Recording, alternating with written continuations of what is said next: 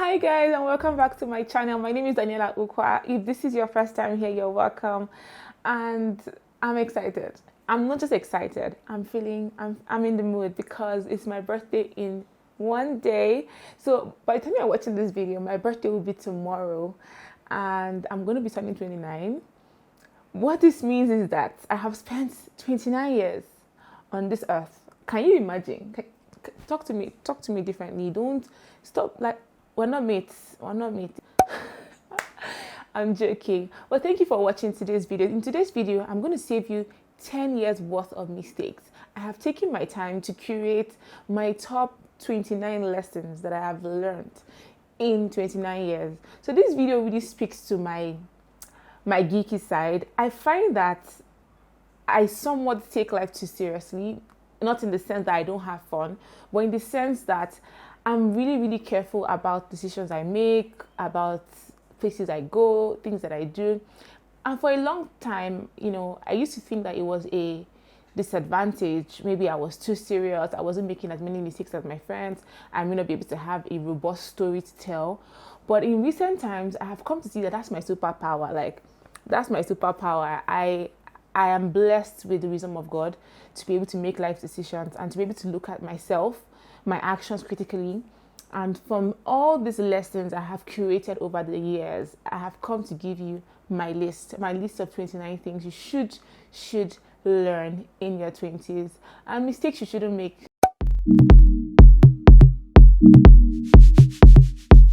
Okay guys, so the first on my list would be take pictures, make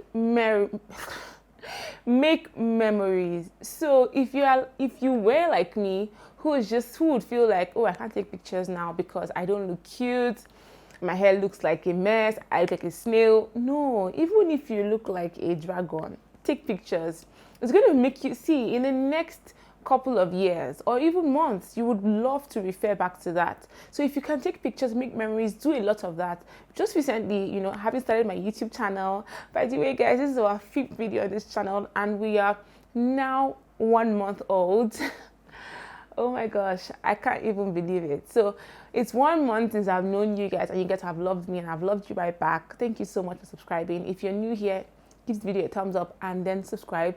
Then click the bell button because that helps you get notified whenever I have a new video. That way you don't have to guess if Daniela is online or not. Okay? So having recorded a couple of videos now, I found myself looking for videos, B-rolls, memories to reference when I'm telling my stories. And I was looking for a lot of them. I couldn't find them. I wasn't taking enough pictures. And not only was I not taking enough pictures, the pictures I managed to take, I wasn't storing them on cloud. So if my phone got stolen or if anything happened to my phone, I lost all of those memories. So guys, please take pictures and make memories, then save them on the cloud. The next one I would say is my lesson. I have learned not to live life based on societal timelines. Oh, by the time you're 25, you should be married. Oh, you should have children before you're 30. Oh, you should, by the end of 25, you should be a founder. You should have established a business. Please, by the time you look back and you realize that you were really young, even at 30, it's going to make a whole difference. Let go of societal timelines. Instead, keep your goals right before you. Keep your vision where you want to be. Let that drive you. Don't let pressure drive you, because when pressure drives you, then you find yourself doing a lot of things. I remember when I was taking multiple courses at the point because I felt like it was data science. I went to take a data science class and I didn't like any of those things because I just felt like, okay, they were high income courses and everybody was talking about tech skills and all of that, but that wasn't necessarily my skill set or something I enjoyed to do. So don't go with the bandwagon, don't go with societal timelines. Stick to what you love to do and stick to your goals. That would help you form your own timelines and your own sequence of progress. My next point will be maximize free living. What I mean by this is, if you don't pay rent, you don't have to pay for transportation. You also have free food. If this is you, bro, like sis, I'm you, I want to be you. If you don't have those responsibilities right now in your 20s or right now in your life, please maximize it. If you're living with a sister, you're living with your parents, and you don't yet see the need to move out just yet, then you can stay right there and save up some more money to do other things that you love to do. Please maximize it, milk it, suck the straw until it's dry. So the content is empty, and then you find that you're better off for it. My next point will be something that I learned the hard way, but by the grace of God, is that beauty is good, but a good character is better. If you haven't watched my video where I speak about how God changed my life and, just basically talking about how I was mean, I wasn't necessarily the nicest person, but how that has changed over the years, I'll link it here. Go and watch that video. But the thing is, beauty is good. You can look nice, look all cute and all, but how is your character? Character can be built. Even if you were nasty, you can change. You don't have to be that nasty person on Twitter, tweeting things that you don't really mean because you want to be woke. Please, you can be beautiful, you can look nice, but how is your character? Is it sweet? Is it a gentle and quiet spirit? You need to ask yourself that. Character will take you places that beauty wouldn't take you. Beauty may get you an entry into the door or into the room, but character will definitely sustain you. So my next point will be about altar calls. How many of you have come out like a million times when there's a call to say, give your life, to give your heart to Christ, come and, receive the love of God? Group hug. So I'm going to say this. I have learned that this life is a singular race. So don't jeopardize your lifetime because of the company you're keeping at this time. So because of your friends, because of people around you, you don't want to come for altar call. You don't want to take your walk with God seriously, but you can feel that God is calling you to more. Please, my brother, my sister, take hold of it. I remember a couple of years ago when they would say, oh, if this is you, if maybe I go to a meeting and they say, if you have this pain in your body, come out. I know that it's me. I won't come out because my friend is looking at me or she's there, and before you know, nobody really cares. Do what you have to do. If you know that you really need your walk with God is important to you, make that decision regardless of what people think around you. My next life lesson is that friendship is great, but family is greater. See, in this generation, we are prioritizing friendships, and I get it. It's nice. It's beautiful to see. But God has placed the foremost friendship in your family, your parents, your siblings, your cousins, these people that have known you. Don't forsake that relationship because you want to have squad goals. Growing up now, I found that my closest friends are my sisters and my siblings now, because I'm now more, maybe because of maturity, but I'm now more aware of the gifts that God has given me within my family. So I'm encouraging you to nurture your family relationship. So my next one will be that older friends are important. Please, if you are in your 20s, if you are in your teenage years, if you are a child, should you be on YouTube watching this video? But please nurture and grow older friendships. See, I have senior friends, and in the past 5 years, I have seen my relationship with my senior friends change my life. Like, it's just beautiful how you can learn 5 years worth of lessons by one conversation. Some of us already have senior friends. Some of us have older siblings. Don't trivialize those relationships. Nurture them, build them, and then if you are an older person and you have younger people, take them in as friends. Try to relate with them. Let's transfer knowledge. Let's transfer wisdom. Let's help people. Let's save people times of mistakes, years of mistakes, just by interacting with the older people. So I've seen my life grow with my senior friends, and if you're one of my senior friends, I'm so grateful for you. Just thought to let you know that you're a blessing to my life. You guys, this is the lesson that I learned. You know when they say you have done practicals, you've done theory, I've done all of the above. And I would just say this: if you're having domestic staff, in your home without an active walk with Jesus or without understanding your spiritual authority, you're living a very dangerous life. All people are very risky. It is very risky. Don't do it, please. See, these people have been through a lot themselves. These people have been through various homes. Now they're in your home. You don't know what they have. I've seen things. Let's just say I've seen things. Maybe I would get to a different video on my domestic staff woes and wins. But for now, I would say, please, it's a scary thing to have domestic staff without being prayerful, without walking with Jesus. It's too risky for you and your family. Don't do it. New Year resolutions are good, but daily evaluations are better. So I used to be the person to, in the beginning of the year, 1st of January or 30th of December, I'm sitting down on my own, writing down my New Year resolutions. I'm not going to do this, I'm going to do that. And I found that I wasn't achieving a lot of them. And sometimes by April or March, I've already forgotten everything. I've moved on. In fact, I have a new set of goals, or I don't have goals at all. And I realized the hack to being successful or to growing and achieving your goals is to add daily evaluations to New Year resolutions. While resolutions are a long-term plan, daily evaluations help you keep in your plan. So you can say, I said I wanted to get this enroll for this course by March. Okay, today, what step have I taken towards that? Have I gone to do my research? Have I watched this webinar on people who have taken this course? Have I followed this Instagram handle? Have I done my research on how I'm going to pay the foreign exchange fee? Those are things you need to know, right? So ensure that you have daily evaluations that keep you closer to your goals. So my next point would be that I learned in my 20s that walking with God is not hard. So I would say it is not hard, but it's a very narrow road.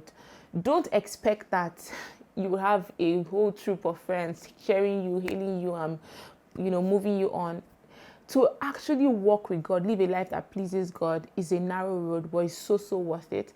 And once you make a decision to do that, then it's not hard, because you're not relying on your strength. You're relying on the grace of God to help you.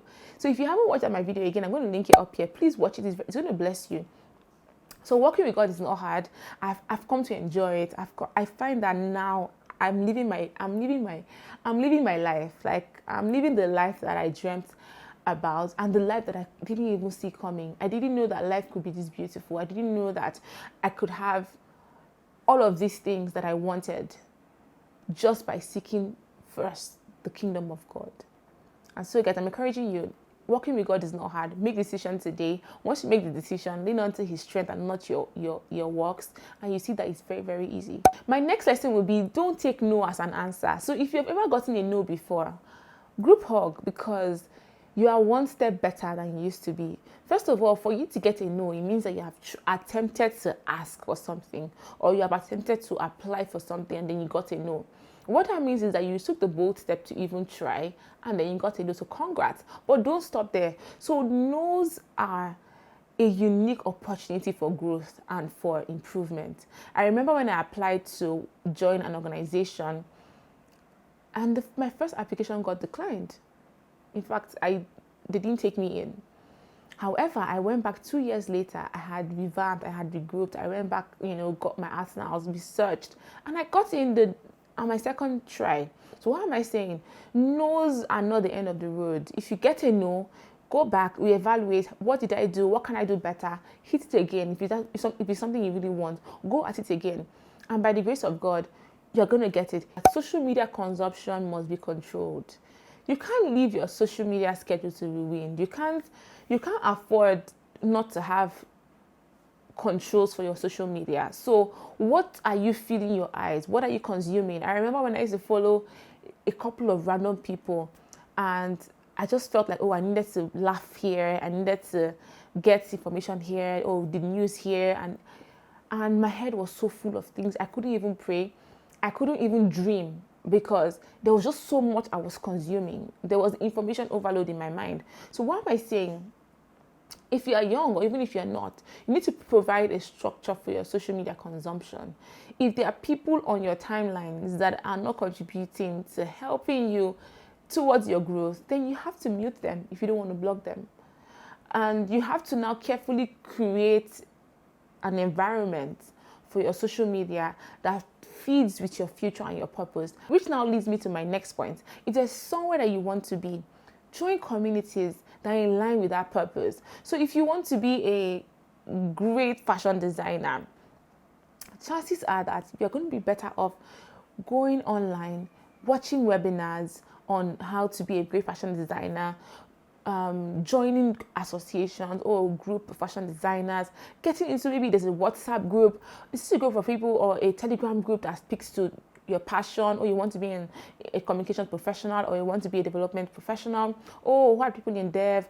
Research, join these communities. They're going to save you a great deal of hard work, and while giving you the luxury of smart work. So join communities, you are better off for it. This particular point, I learned it over and over again, and I often just learned it last 2 days. Certain things are only learned by use. While I understand when people say experience is the best teacher, and I don't necessarily agree with it 100%, but I believe that other people's experiences, when learned from, can be the best teacher. But then there is this particular WhatsApp group of things that can only be learned by use. So if you haven't used something, chances are that you don't really found roadblocks that would help you learn on a broader scale. I'll give you an example. I was trying to upload my last YouTube video on my skincare routine. Watch it here. And it took me almost 2 days to upload this video. At a point, I was frustrated. I was almost crying because it was like, why is this thing so hard? Like, why is it not uploading? Why do I have to upload? Why do I have to be up all night? But guess what? There was just one piece of information I didn't know. There was something I didn't know. And it took me 36 hours to decipher. If I didn't start the process of uploading and then researching, I probably would never have gotten to learning that this was a smarter way to do it. So please, some things are only learned by use. If you find that you want to be something, you want to be a better orator, you want to be a better salesperson, then start to sell, start to, volunteer your time. You'd find that you're better off for it. Then you build the skills.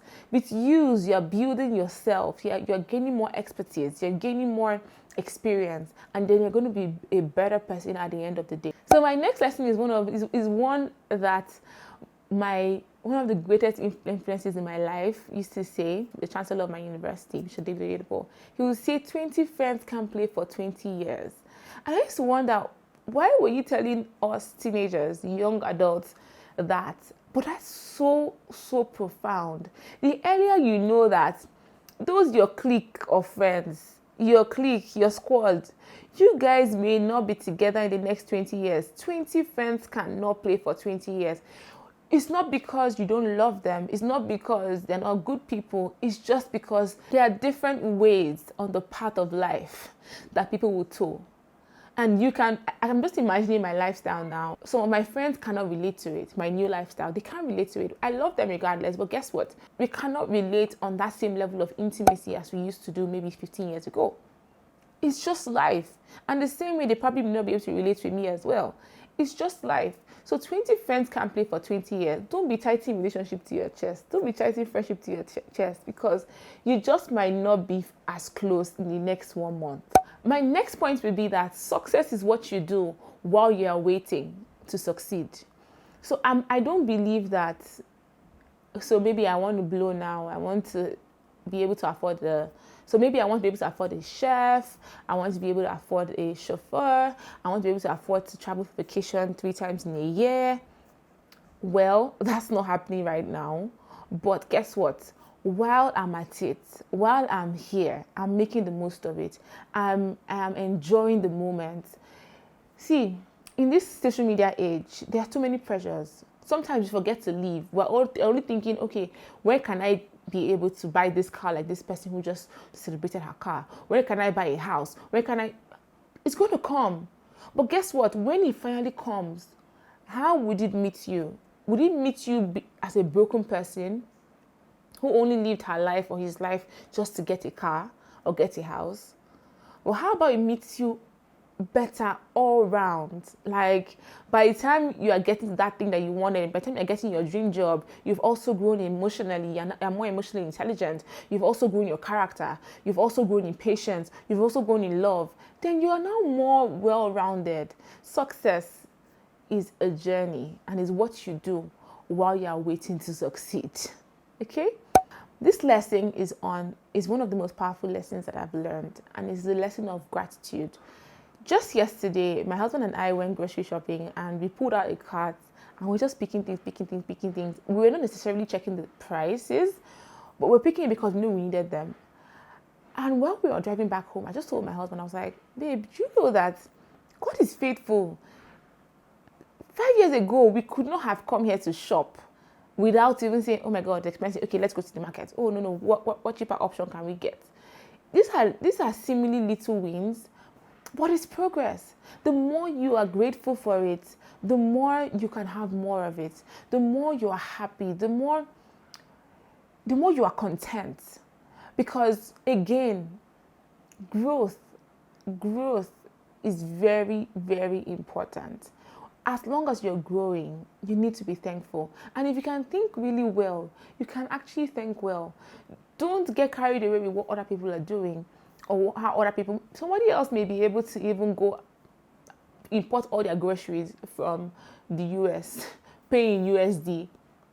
But that's them. But for me, I'm content. I'm going to remember the days that we couldn't even afford to buy all these groceries at once. I'm going to remember that day, and I'm going to be thankful and content where I am, so that by the time we grow again, I can reverse and say, "Oh, look, we couldn't afford this then. Now we can afford this." So please, gratitude is one of your greatest powers. If you can think well, you can thank well, and if you can thank well, then your life will be full of joy and contentment. So guys, I'm not even sure if I got up to 29 lessons, but I just thought to share this with you. Thank you for sharing in the serious part of me. And if you enjoyed this video, please give it a thumbs up. Let me know which of the lessons stood out for you the most. Also share your key lessons with me if you are also turning 29, of course. And wish me happy birthday tomorrow. Send me gifts. Wish me happy birthday. Pray for me. And until my next video, bye-bye.